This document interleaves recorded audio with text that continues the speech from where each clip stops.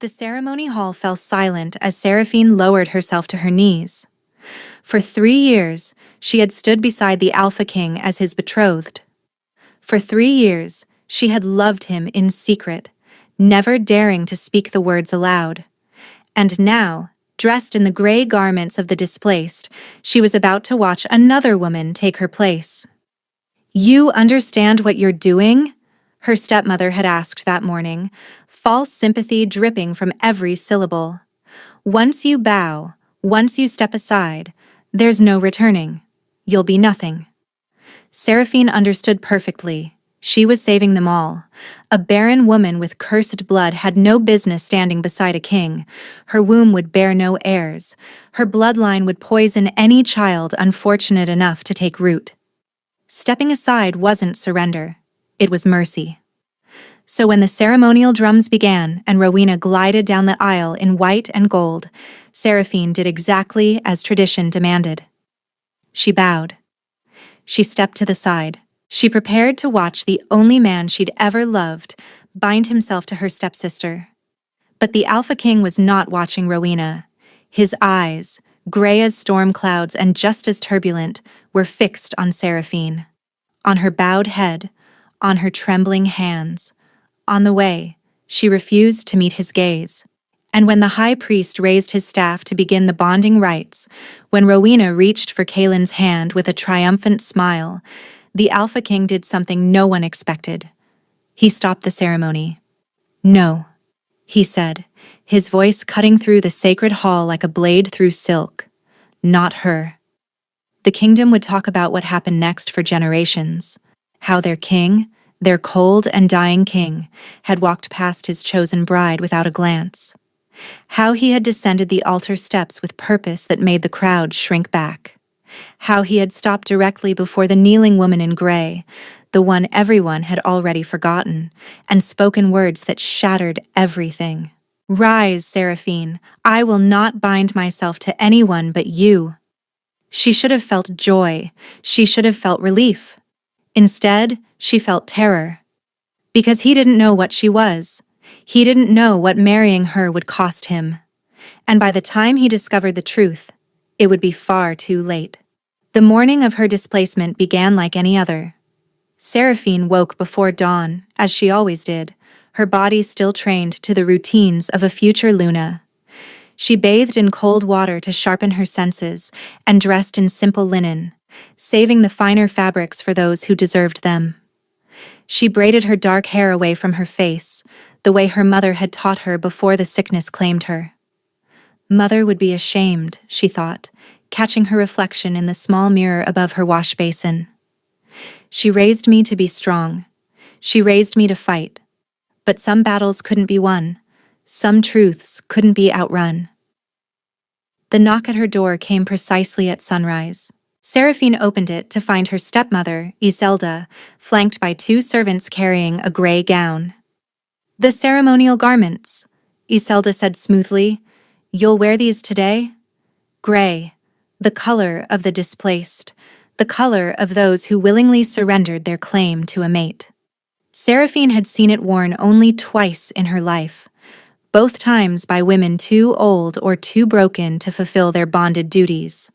Never by someone her age, never by someone who had once been promised to a king. "Of course," Seraphine said quietly, taking the gown. The fabric was coarse against her fingers, deliberately uncomfortable.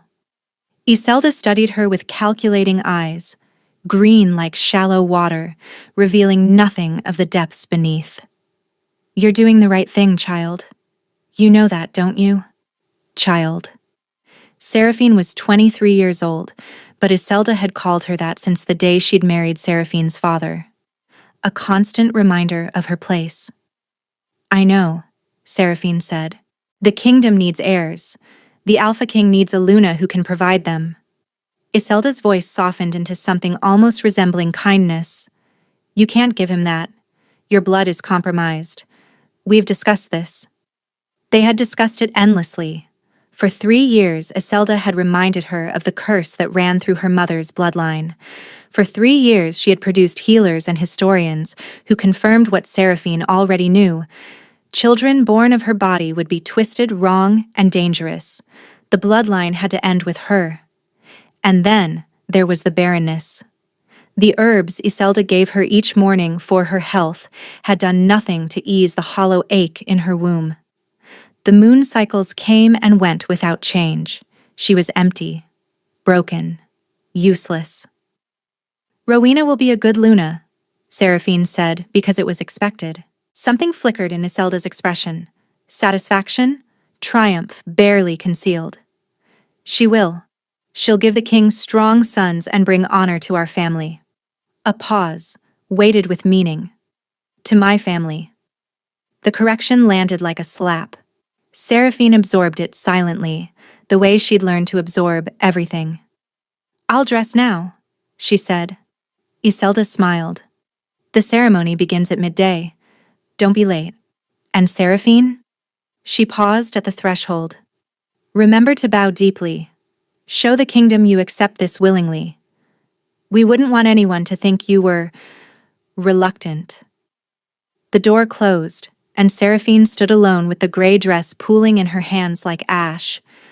3 years, she thought. 3 years of standing beside him.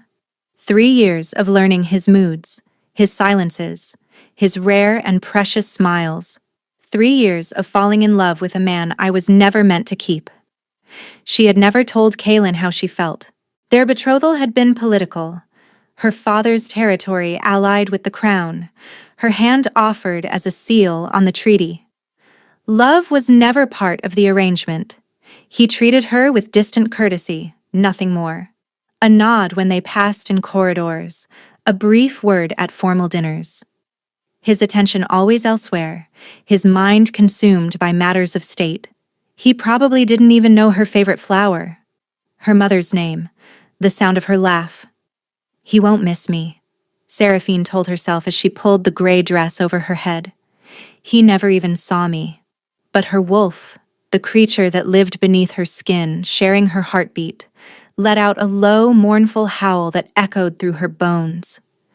"Mate," her wolf whispered, "he is ours. He has always been ours." "He was never ours," Seraphine said aloud, as if speaking the words could make them true.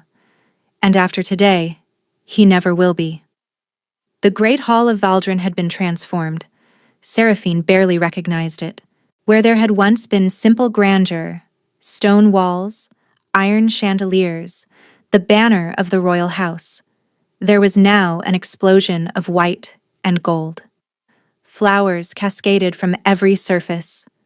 Ribbons wound around pillars like serpents made of silk. The scent of jasmine and honey hung thick in the air, cloying and sweet. Rowena's taste, Seraphine realized. Her stepsister had always loved excess. The hall was already filling with nobility when Seraphine arrived. She entered through a side door. Displaced mates did not use the main entrance, and found her designated position near the back of the assembly. A small square of floor had been marked for her in chalk. She was expected to stand there throughout the ceremony, visible enough to witness her own replacement, invisible enough to be forgotten immediately after. "Sarah." The voice came from her left. Seraphine turned to find Lord Theron Vask approaching, his weathered face creased with concern. He had been her father's closest friend before Iselda's arrival changed everything. He was one of the few people in the castle who still used her childhood name. "Lord Vask," she said softly. "You don't have to do this." He kept his voice low, aware of the ears around them. "There are other ways. You could petition the council. Challenge the displacement on grounds of—" "On what grounds?" Seraphine interrupted gently. "I'm barren. My bloodline carries a curse. The Alpha King needs heirs, and I cannot provide them." Theron's jaw tightened. "Those are your stepmother's claims. Have you sought verification from anyone outside her circle of healers?" The question struck something inside Seraphine, a small buried ember of doubt that she had smothered countless times. "It doesn't matter," she said. "The ceremony is today.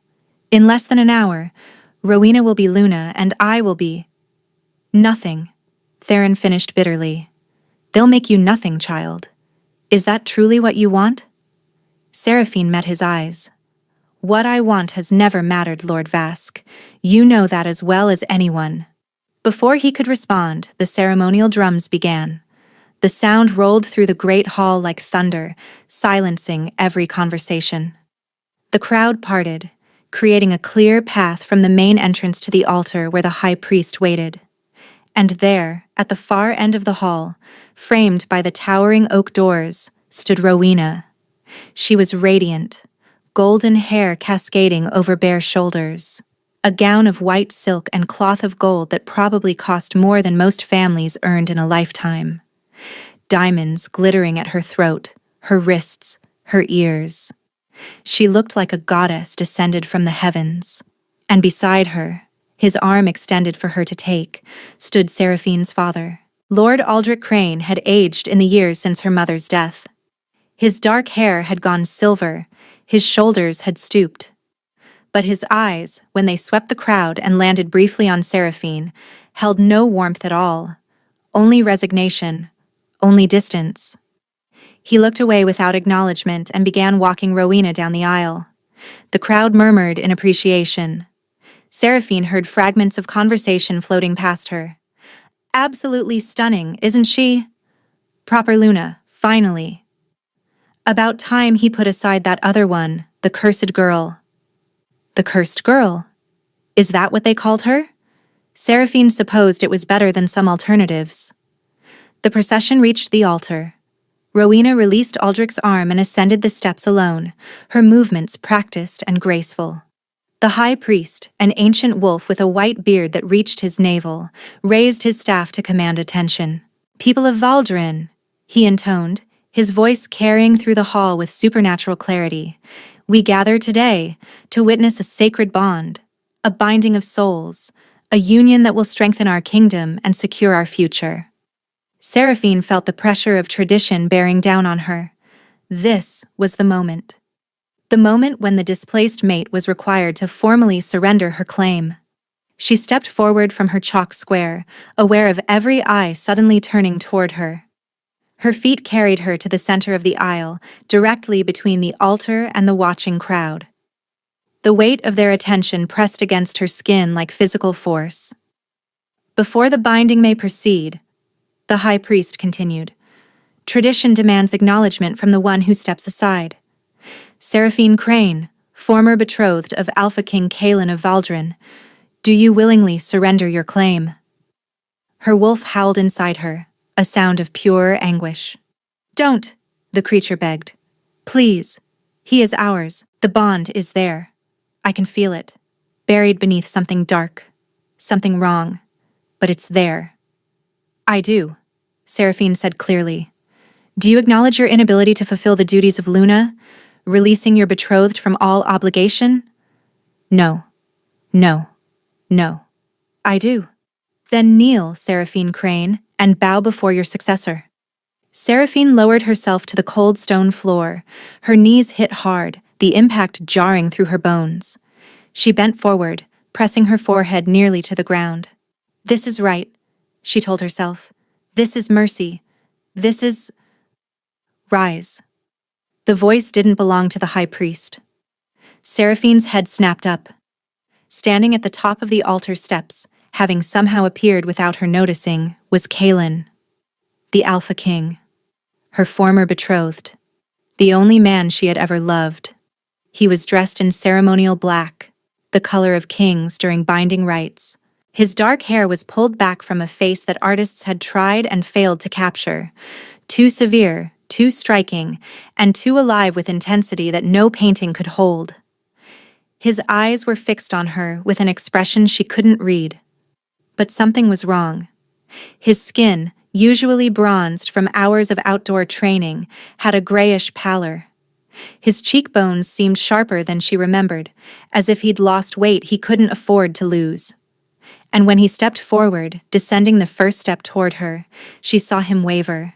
Just slightly, just for an instant, as if his legs weren't entirely trustworthy. Your Majesty, the high priest said, confusion evident in his voice. The ceremony requires her acknowledgement before... She's acknowledged enough. Kaelin descended another step. His gaze never left Seraphine's face. I've watched her kneel. I've heard her words. And now I'm telling you, telling all of you, that I reject them. A gasp rippled through the crowd. Reject? Rowena's voice came out high and thin. You can't reject a willing displacement. The law states, Kaelin interrupted, that an Alpha King may claim any mate of his choosing. That supersedes displacement protocols. He reached the bottom of the steps. I'm invoking that right. Now. Seraphine couldn't breathe, couldn't think, couldn't do anything but stare up at him as he crossed the distance between them and stopped directly before her kneeling form. Up close, she could see how truly unwell he looked. His skin was cold. She could feel it radiating from him even without contact. His breathing was shallow, and his eyes held something desperate beneath the iron control, something almost afraid. Rise, Seraphine, he said again, softer this time. Softer, but no less commanding. Your Majesty, I can't, she started. You can. He extended his hand to her. His fingers trembled. Barely perceptible, but she noticed. You will. I will not bind myself to anyone but you. The hall erupted. She heard Rowena screaming something, heard Iselda's sharp voice cutting through the chaos, heard her father calling for order that no one heeded. But all of it seemed distant, muffled, unimportant compared to the man standing before her with his hand outstretched. You don't know what I am, Seraphine whispered. I know exactly what you are, Kaelin said. Mine. Her wolf surged forward with a cry of recognition, and despite everything, despite the lies she believed, despite all the reasons this was wrong, Seraphine placed her hand in his. His fingers closed around hers, and the world shifted. The private council chamber erupted with fury. Iselda stood by the window, her composure cracked for the first time in Seraphine's memory. Rowena was sobbing into a handkerchief that was more decorative than functional.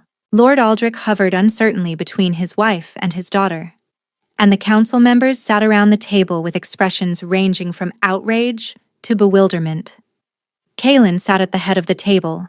Seraphine had been placed in the chair to his immediate right, the Luna's chair, though she hadn't been formally installed, and she felt the wrongness of it in every fiber of her being.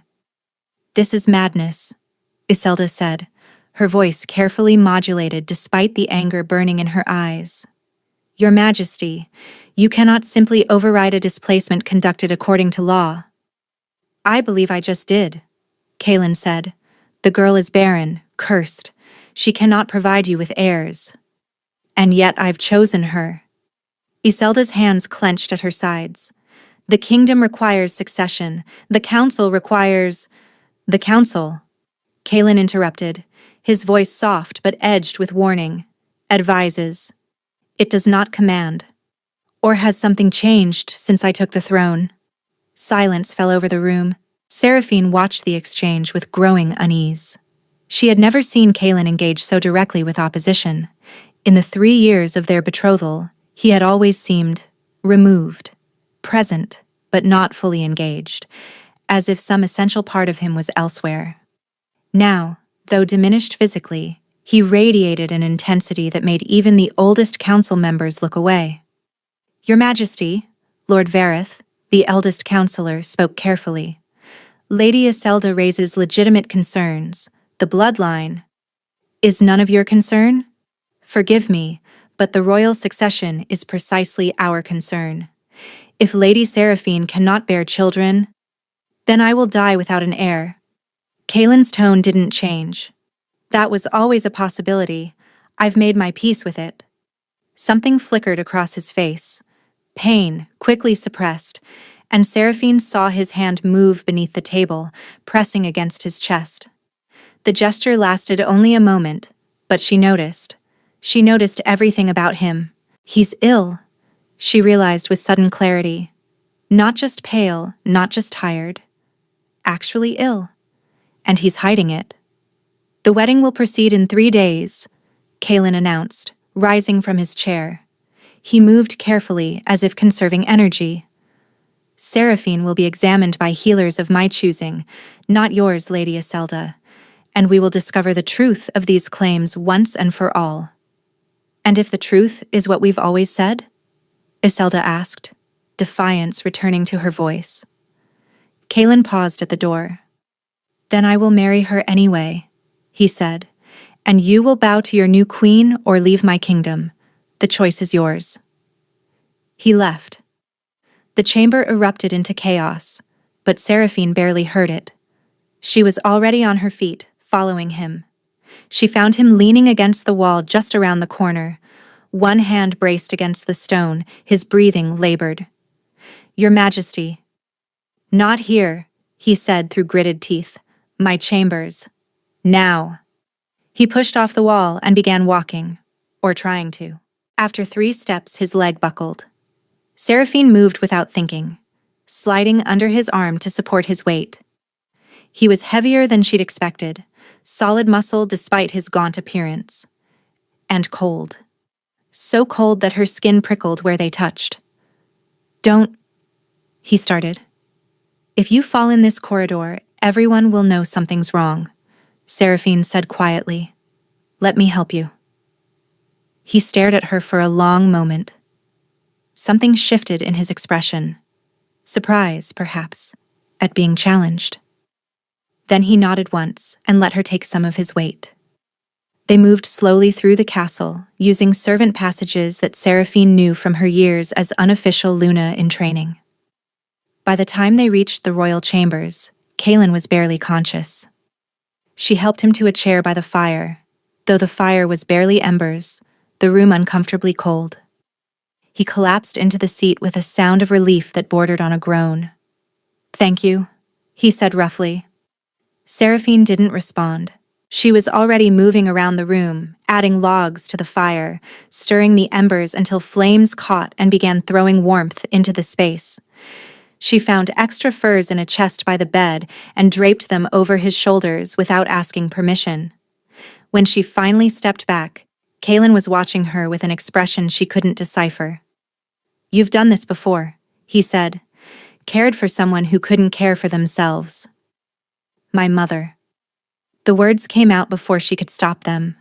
Before she died, she was cold at the end too. Always cold, no matter how many blankets I piled on her. Something flickered in his gray eyes. How did she die? A wasting sickness. The healers couldn't identify it. Seraphine paused, the old grief stirring in her chest. She just faded. A little more each day, until there was nothing left to fade. The silence stretched between them, heavy with unspoken recognition. That's what's happening to you, Seraphine said. It wasn't a question. Isn't it? Kaelin's jaw tightened. For a moment she thought he would deny it, or dismiss her, send her away, retreat behind the wall of cold courtesy he'd maintained for 3 years. Instead he said, yes. One word. An admission that changed everything. For how long? It began the night of our betrothal. He laughed, but there was no humor in it. Poetic, isn't it? The moment I should have been celebrating my future, I started dying. 3 years. He had been dying for 3 years, hiding it from everyone. Does anyone know? My personal healer. My wolf. He paused. And now you. The trust implicit in those words settled over Seraphine like a physical weight. Why are you telling me this? She asked. You've barely spoken to me in 3 years, and now you stop my displacement, insist on marrying me, reveal your deepest secret? Why? Kaelin's eyes met hers, and for the first time she saw through the mask he wore. Beneath the king, beneath the cold control, there was desperation. There was fear. And there was something else. Something that made her wolf keen with recognition. Because you're the only thing that makes the cold bearable, he said quietly. When you're near me, the ice in my chest recedes. When you're far away, it spreads. And today, watching you kneel in that hall, watching you prepare to walk out of my life forever. The pain was unbearable, as if something inside me was being torn apart. Her heart hammered against her ribs. Your wolf, she repeated slowly. What does your wolf say about me? Kaelin's eyes flashed gold for an instant, the color of his beast rising to the surface. He says you're ours, he admitted. He's been saying it since the night we met. But something is blocking the bond, clouding it. I can feel you there, but I can't reach you. It's like grasping smoke. The mate bond. He was describing a mate bond, corrupted, blocked, but present. That's impossible, Seraphine whispered. I'm betrothed to you politically. There's no fated connection between us. Are you certain of that? Kaelin leaned forward, his gaze piercing. Or is that simply what you've been told? The question struck her like a blow. She thought of Iselda's endless reminders that the betrothal was merely political. She thought of the herbs she took every morning for her health. She thought of the way her wolf had howled, mate, mate, mate, when Kaelin had touched her hand. What if everything she believed was a lie? I need to examine you, she heard herself say. My mother taught me things about bonds, about what can corrupt them. She placed her hand on his chest, directly over his heart, and closed her eyes. Her mother's voice echoed in her memory. Feel for the threads, little one. Every wolf carries them. Gold for strength, silver for wisdom, red for the bond that ties soul to soul. Seraphine reached inward, calling on instincts she hadn't used since childhood. And there, beneath her palm, she felt it.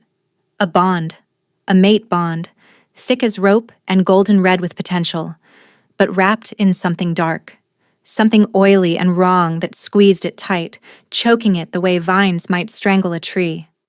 There's a curse on you, she breathed. Someone has cursed your mate bond. Kaelin's hand closed over hers. Can you remove it? I don't know, but there's more. The herbs Iselda gave me every day for 3 years. What if they were suppressing my bond too? Stop taking them, Kaelin said immediately. Starting now. If I do, and the curse on my bloodline is real, then we'll face it together. His eyes held hers, fierce and unwavering. No more lies, no more hiding. Whatever we are, we discover it together. Agreed? Her wolf surged forward with a cry of joy. Agreed, Seraphine whispered, and when his cold fingers intertwined with hers, she felt something she hadn't felt in 3 years. Hope. 3 days passed in a blur of examinations, preparations, and whispered arguments that Seraphine pretended not to hear.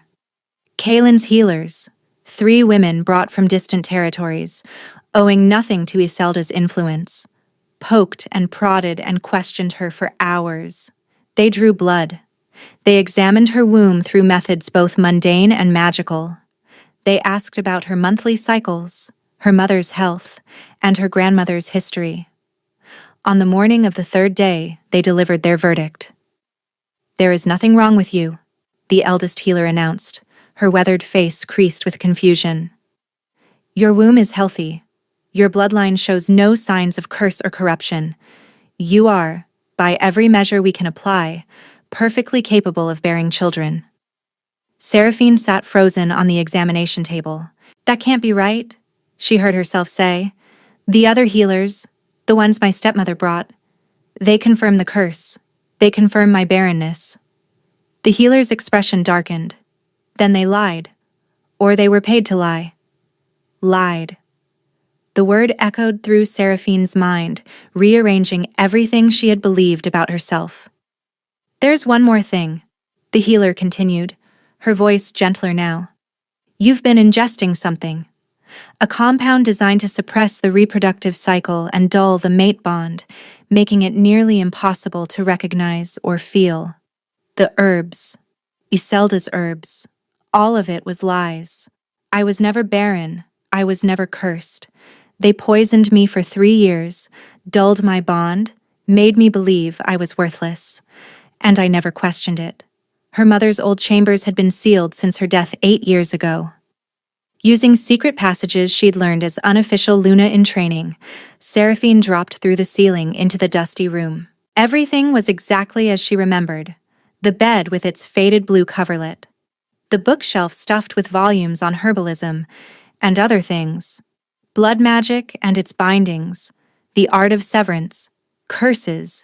Creation and dissolution. A loose page fluttered from between the volumes, her mother's handwriting. If you're reading this, my darling, then I am gone and they have kept you from this room for years. I am sorry. I should have told you everything while I had the chance. You are not cursed, Seraphine. Your bloodline is not poison. These are lies that will be told to you by people who fear what you might become. The truth, you carry the gift of unbinding. It passes through the women of our line, mother to daughter, and it is the rarest magic in the realm. You can see bonds, mate bonds, magical bonds, curses that tie soul to soul, and you can untangle them. You can break what should be unbreakable. This gift made our ancestors powerful.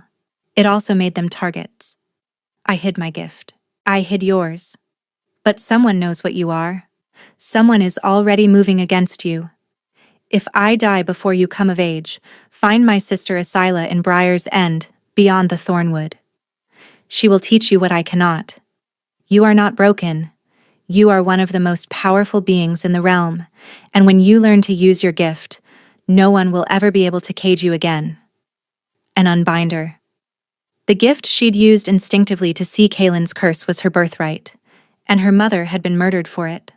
In a locked drawer, Seraphine found 2 more items, a vial labeled antidote for the slow death, 1 drop each night for 7 nights, and a name on parchment. The witch who sold the curse is Morrigan Black. She lives in the capital. Her mother had known, had prepared an antidote and left it here, hoping Seraphine would find it in time to save Kaylin. She ran for his chambers, finding him collapsed on the floor. 1 drop of antidote on his tongue, and color flooded back into his cheeks. She told him everything. The unbinders, the herbs, the witch who'd sold the curse. When she finished, Kaylin said, "We marry tomorrow. If Iselda learns you've discovered the truth, she'll try to silence you. Our only protection is to complete the bond. Fully. Officially. Tomorrow, you become my Luna, and then we hunt down everyone who tried to destroy us." "Tomorrow," Seraphine agreed. The ceremony was held in the small chapel adjacent to the royal quarters, private, witnessed only by Lord Vask, the 3 healers, and an elderly high priestess from the mountain temple who owed nothing to court politics. Seraphine walked down the aisle in her mother's wedding gown, found preserved in a trunk. Simple white silk, clean lines, the kind of gown a woman wore when she wanted to be seen for herself. Lord Vask had asked to walk her down the aisle. "Your mother would have wanted someone who loved you to stand beside you today," he'd said, tears in his eyes. "Your father has forfeited that right." At the altar, Kaylin looked better. Not healed. 1 dose couldn't undo 3 years. But better. When he saw her in her mother's gown, something raw and wondering shifted in his expression. "You're beautiful," he said quietly. "You're alive," she replied. "That's all I care about." The high priestess began the old rites. Not political alliance, not contract, true binding sealed in blood. "Kaylin of the House of Valdrin, do you recognize this woman as your mate?" "I do." "And do you offer her your bond freely, knowing that once given, it can never be reclaimed?" "I offer it freely. More freely than I've ever offered anything in my life." When the same questions came to Seraphine, she answered with equal certainty. "Then let the bond be sealed." Kaylin tilted her head to expose her neck. His lips brushed her pulse. Then his teeth descended, piercing her skin. Pain transformed immediately into something electric, arcing through her entire body. The bond snapped into place. She felt his relief, his wonder, and his overwhelming gratitude. She felt the cold still lurking in his chest, the curse fighting the antidote. She felt his wolf wrapping around her consciousness. Finally, she heard him think through their new connection. After 3 years of reaching and never touching, finally. She marked him in return, tasting something golden and vast beneath the curse's corruption. "It is done," the high priestess declared. "What the gods have bound, let no mortal sever." The royal chambers had been transformed. When Seraphine had last been here, helping Kaelin to a chair after his collapse, the room had been cold and sparse, the fire dying. Now, warmth poured from a roaring hearth. Thick furs covered the bed. Candles burned on every surface, filling the air with the scent of honey and cedar. "My servants were enthusiastic," Kaelin said from behind her. "I may have mentioned that my new bride deserved better than a tomb." Seraphine turned to face him. He had removed his formal jacket, leaving only the white shirt beneath, unlaced at the throat. In the candlelight, he looked almost healthy. Almost like a man who hadn't been dying for 3 years. "How do you feel?" she asked. "Better than I have since the night we met." He stepped closer, reaching up to tuck a strand of hair behind her ear. "I can feel the curse still, a weight in my chest, but it's manageable now." He took her hand, leading her deeper into the room. Through the bond, she felt his nervousness, carefully controlled, hidden beneath layers of confidence, but present. The Alpha King, nervous about his wedding night. The realization made her heart ache with tenderness. "We don't have to," she began. "I want to." He turned to face her, his hands settling on her waist. "I've wanted you since the first moment I saw you. Before I understood what you were to me. Before I knew that touching you was the only thing that kept the cold at bay." "I thought you barely noticed me," she admitted.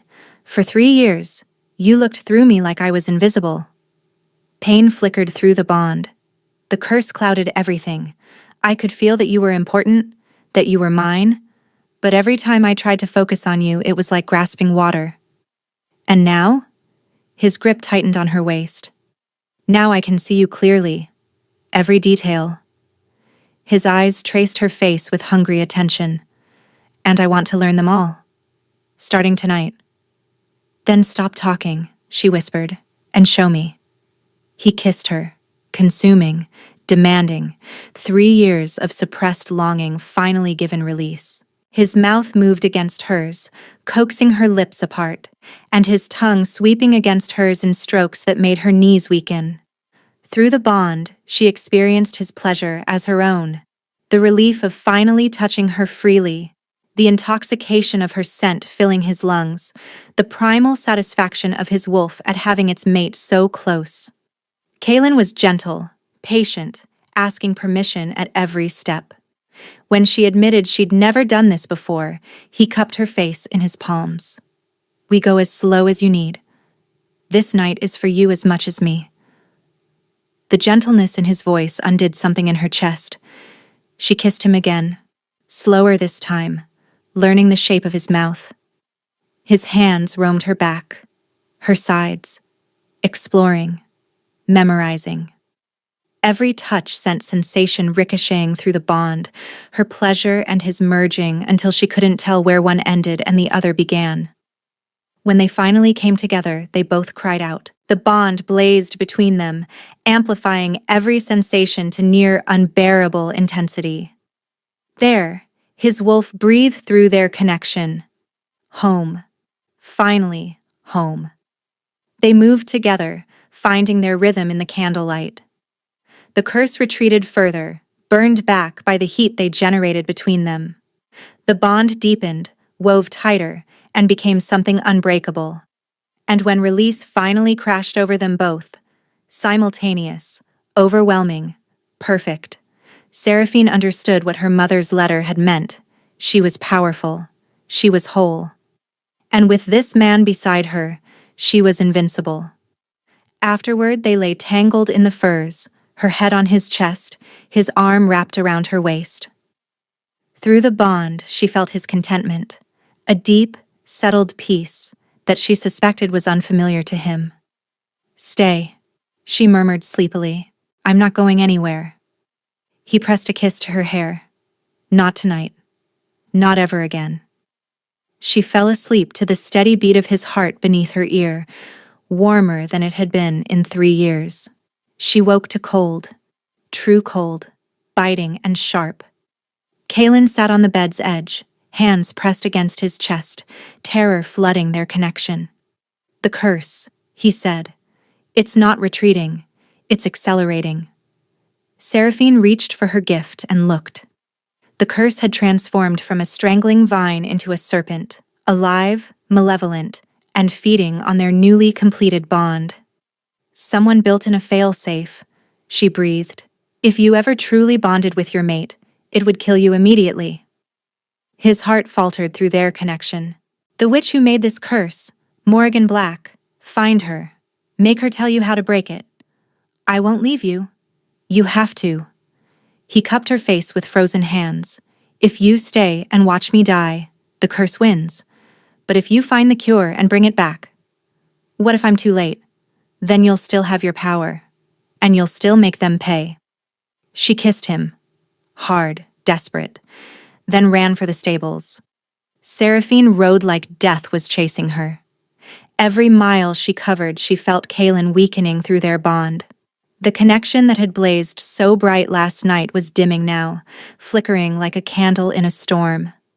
The capital city of Valdren sprawled before her as the sun crested its peak. Towering spires of gray stone, markets crowded with merchants, streets teeming with wolves and humans alike. Somewhere in this maze was a witch who had sold death to her stepmother. She found Morrigan Black in a hidden alley behind the Temple of the Moon, young, sharp-featured, with hair the color of dried blood and eyes like chips of obsidian. Her beauty was sharp and unsettling, the kind that made you want to look away even as it drew you closer. "Seraphine Valdren," Morrigan said. "I heard about the wedding. News travels fast when kings do unexpected things. You know who I am. I know many things, including why you're here. Your mate is dying and you want me to save him. Can you?" "Straight to business. I appreciate that."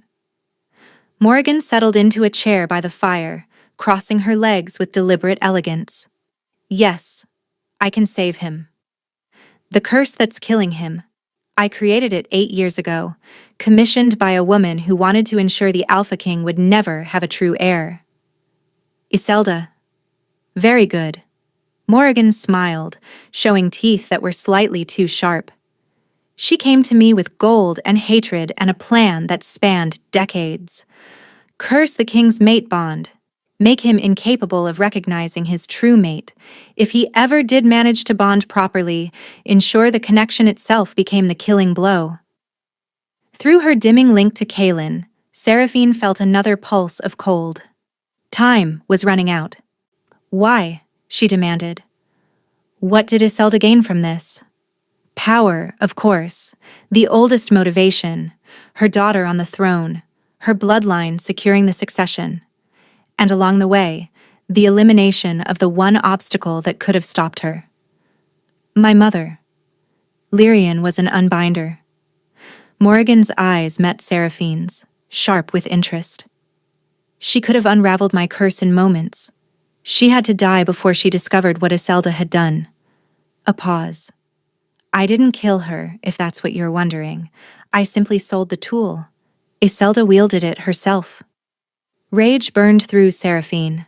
"And you felt no guilt?" "Guilt is expensive, I can't afford it." Morrigan leaned forward. "But you can afford something else. Something I want. Name it." "Your gift. The unbinding. You can see curses, unravel them, and break what should be unbreakable. I want you to teach me how." Seraphine stared at her. "That's your price? Knowledge? Is that so surprising? Power comes in many forms. Gold is temporary. Knowledge is forever." Morrigan produced a vial from her sleeve, crystalline liquid swirling with light. "This is the cure. Teach me the foundations of unbinding, and I'll give you this, plus documents proving Iselda commissioned the curse, signed contracts, payment records, everything." Teaching a dark witch felt dangerous, possibly catastrophic, but Kaelin was dying. Every moment she delayed was a moment closer to losing him forever. "Swear it," she said. "Swear on your magic that you'll give me the cure and the evidence the moment I've taught you." Morrigan extended her hand, dark light gathering in her fingers. "I swear on my gift, my blood, and the source of my power that I will honor this bargain." The oath settled between them, binding and unbreakable. "Sit," Seraphine commanded. "Close your eyes and listen carefully." She taught. Foundations, principles, how to see the threads of magic that bound people together. Her mother's teachings, absorbed in childhood and dormant for years, rising to the surface when she needed them most. 43 minutes later, Seraphine stopped. "That's the foundation," she said. "Everything else builds from there." Morrigan opened her eyes, gleaming with new understanding. "Remarkable. Your mother was a fool to hide this. I didn't teach you so you could make more weapons." "No." Morrigan pressed the vial into Seraphine's hands and handed her a leather folder thick with documents. "You taught me so you could save your mate, which you should do now before it's too late." She felt the moment his heart stopped. The bond went silent, a terrible absence where warmth had been. She burst into his chambers. Healers surrounded the bed. Kaelin lay utterly still. Move!" She climbed onto the bed, pouring the cure between his cold lips. Then she placed both hands on his chest and called on her gift with everything she had. The curse was everywhere, a serpent of darkness wrapped around his heart. The bond lay shattered beside it. But beneath the destruction, something still pulsed. His wolf. "Come back," she commanded. "Follow my voice. Follow the bond. The bond is broken. Then we build a new one. Together. Fight with me." She reached for the shattered threads, gathering them with hands made of pure will. The cure spread through his veins, and reaching deep into her gift, she began to unravel the curse. It fought her. But she had something it couldn't comprehend. Love. She wove it into her attack, letting devotion flow through every thread she touched. The serpent unraveled. The darkness retreated. Kaelin's heart began to beat again. He gasped, eyes opening. "You came back. I told you I would." "I love you," he said, rough with wonder.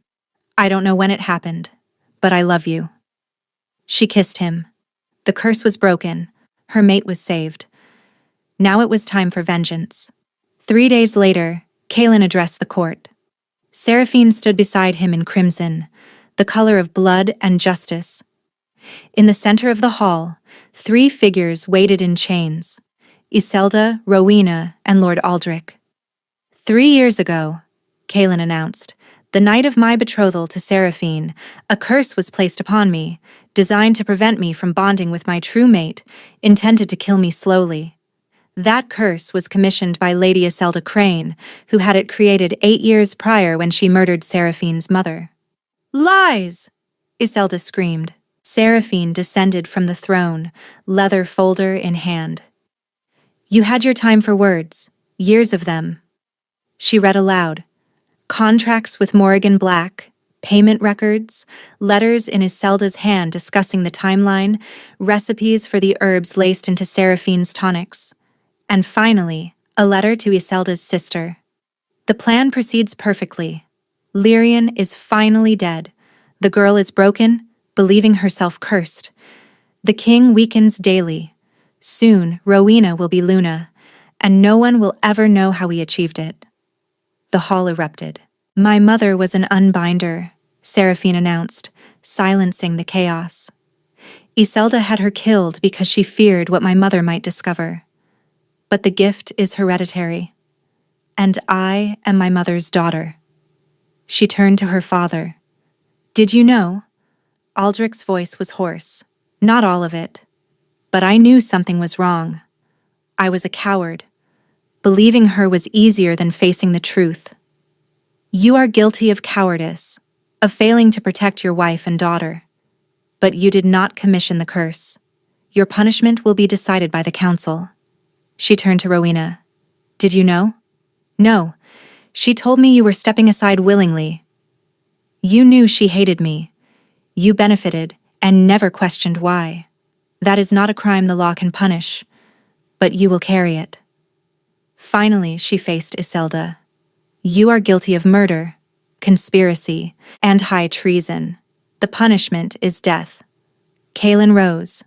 Let it be known that this court does not tolerate treachery, and let it also be known, his voice gentled, that I love my wife. She saved my life. Any who threaten her will answer to me personally. The crowd erupted in cheers, and Seraphine, for the first time in her life, felt truly seen. Iselda's execution took place at dawn. Neither Seraphine nor Kaelin attended. Rowena was banished. Aldrich was stripped of his title and lands. Seraphine's aunt Asila arrived from Briar's End, fierce, wild-haired, and weeping at the sight of her sister's daughter. You look just like Lyrian, she said. I've waited so long to meet you.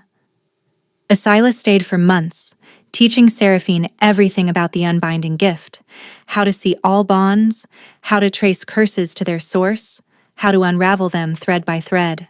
You have more power than your mother did, Asila said, but you have something most unbinders lack, a perfect bond of your own. That connection grounds you. 6 months after the trial, Seraphine discovered she was pregnant. She told Kaelin in the rose garden. He dropped to his knees, pressed his face to her stomach, and wept. I never thought I would have this, he managed. A mate, a child, a future. Neither did I. She lifted his face. But we have it now. All of it. 1 year later, the nursery was quiet in early morning light. Seraphine watched her daughter sleep. Lyrian, named for the grandmother she would never meet, had her father's dark hair and her mother's eyes. She was perfect. Impossible. A miracle. Arms wrapped around her from behind.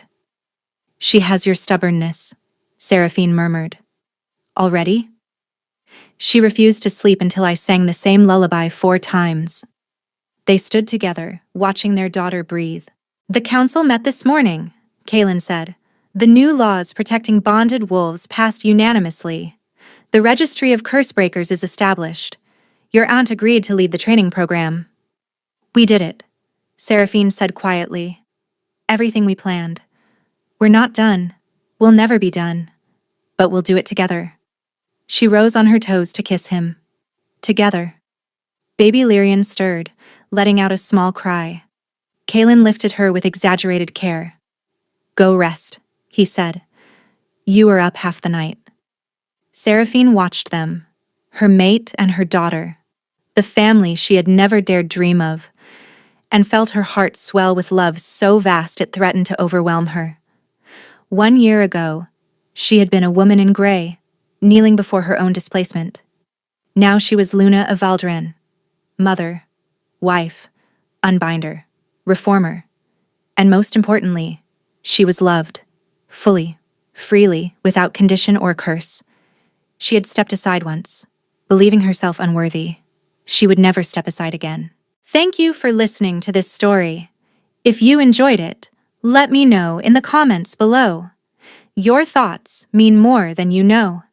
And if you want to hear more stories like this one, make sure to subscribe so you never miss an upload. Until next time.